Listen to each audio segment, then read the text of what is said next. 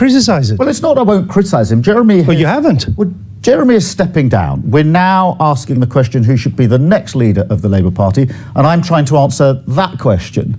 And that requires us to define what the task is, which is huge, a massive challenge. Which we're going to talk about. And to ask the members, put myself before the members, to win that competition. If he fails, well, I can tell you this, Britain ain't going further left. There's only other one way it is going, and that is to the more populist right type European. That's a big change. That would be a problem for Mr. Starmer, who is much cozier with the traditional European consensus. Out of jail in 20 minutes. Mr. Clarkson, could I ask you just to calm down? And your continued presence here has constituted a breach of the peace. So therefore, I'm also arresting you. Over the next few minutes, we will delve into the current political turmoil in Britain. We'll look at why Jeremy Clarkson's surprising arrest has struck such a nerve in rural communities, and how Andrew Neil is using the moment to directly challenge Keir Starmer's leadership. But before we get started, a quick favor. If you enjoy this kind of content, please hit the like button and subscribe. Believe it or not, over 98% of you watch without subscribing. It's completely free for you, but it makes a huge difference for us. Done awesome. Thank you. All right, let's get into it. We'll break down Starmer's sudden policy U-turns, his dismissals of public petitions, and what some are calling Labour's quiet war on the countryside. By the end, you'll see why farmers and rural voters are increasingly turning away from Starr, and what this growing rebellion could mean for the future of British politics. I'm surprised that many of them want a rerun. That isn't how our system works. There would be plenty of people who didn't want to sit in the first place. She was trotting out. Nobody's affected. Rachel Reeves says so. Since when was the BBC the mouthpiece of this infernal government? I'm going to finish, if I may, with a message to the government. I do. Not a shouty one. It's this. For the sake of everybody here, and for all the farmers who are stuck at home today, paralysed by a fog of despair over what's been foisted upon them, I beg of the government to be big, to accept that this was rushed through, it wasn't thought out, and it's a mistake. That's the big thing to do, admit it, and back down. Yes. Yet you won't utter a word of criticism against him. Why can't you be honest and tell us what you really think of how he led the Labour Party? Well, it was a devastating defeat. You're absolutely right about that. The worst for a very long time. 85 years. We've actually lost 4 in a row, and therefore, whilst we're analysing why we lost that election, we need to bear in mind we've lost 4 in a row. But this is the one you really lost. Oh, no, we really did. And I went out with 44 campaigning teams, and that discussion was there in every team, in every So why not a word of criticism of the man who led you to that defeat? Well, the things that came up on the doors of 44 constituencies were, number one, the leadership. Absolutely.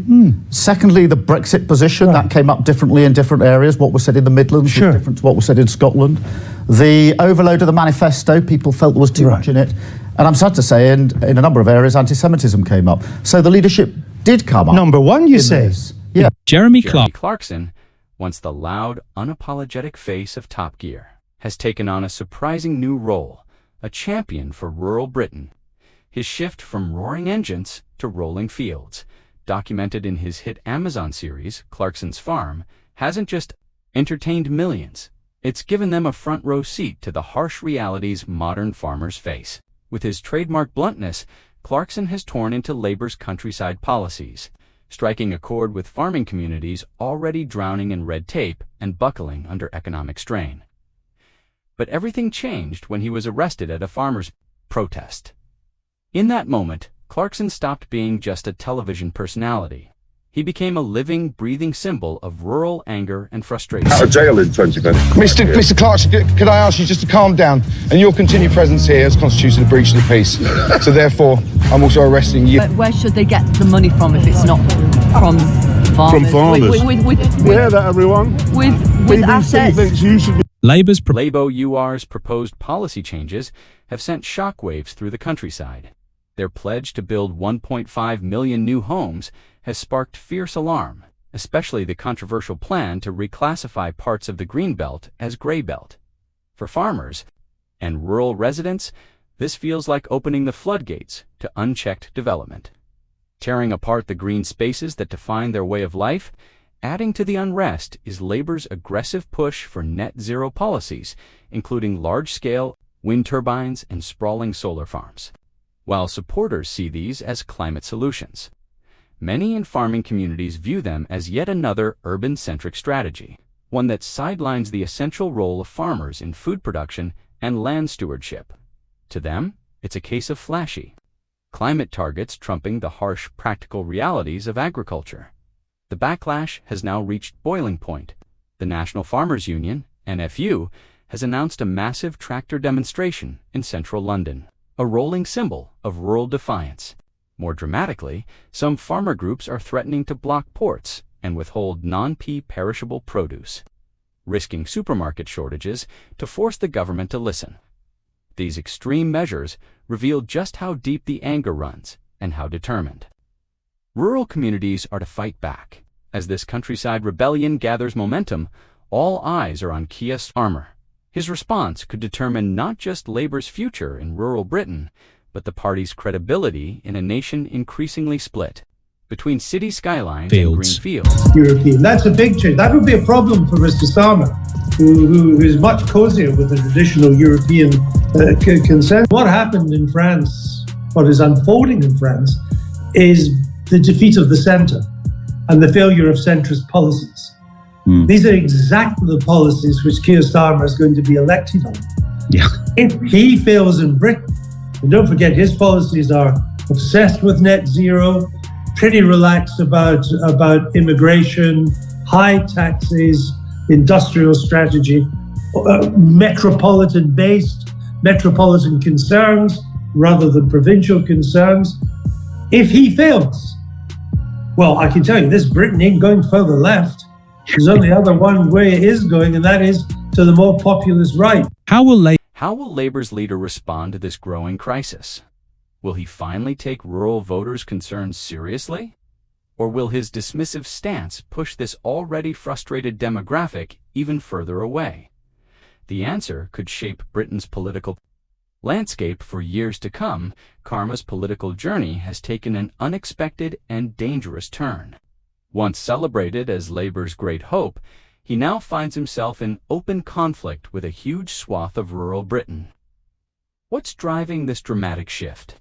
And could it spell disaster for Labour's electoral future?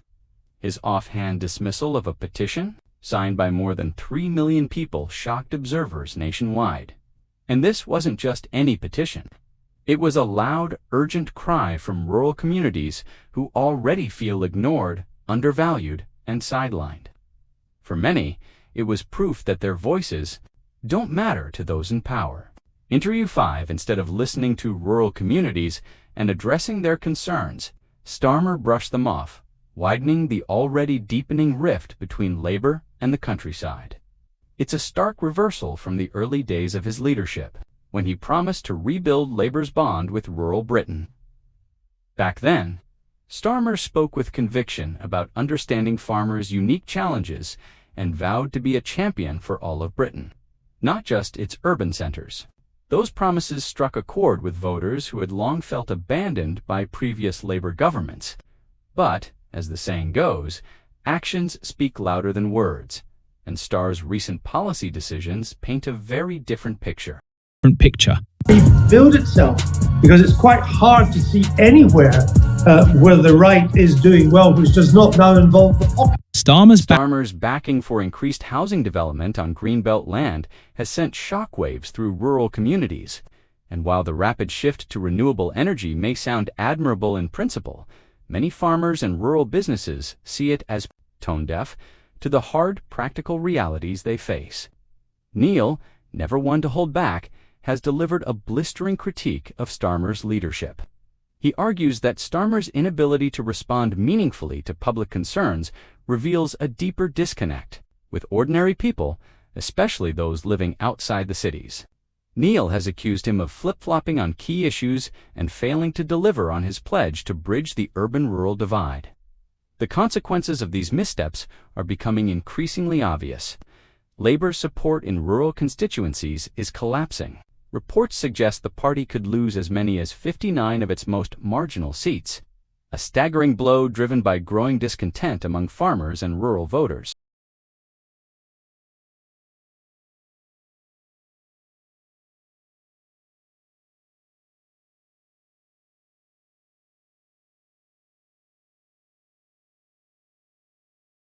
This sharp decline is widely seen as the result of neglect and urban-centric policies that simply don't resonate with rural communities.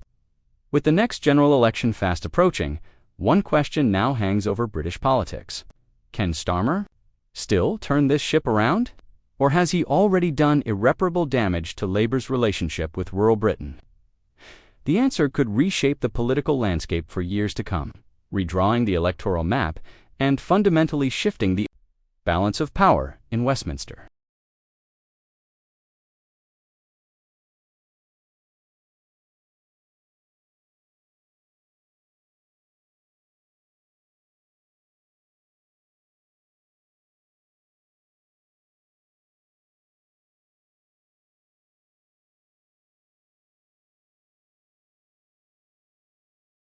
Well, Margaret Hodge, a little bit touchy, but and also the problem has been that the more he tries to explain, the worse it gets, which is Without a change of leader. Well, maybe you were right, because it did turn out to be untenable. This sharp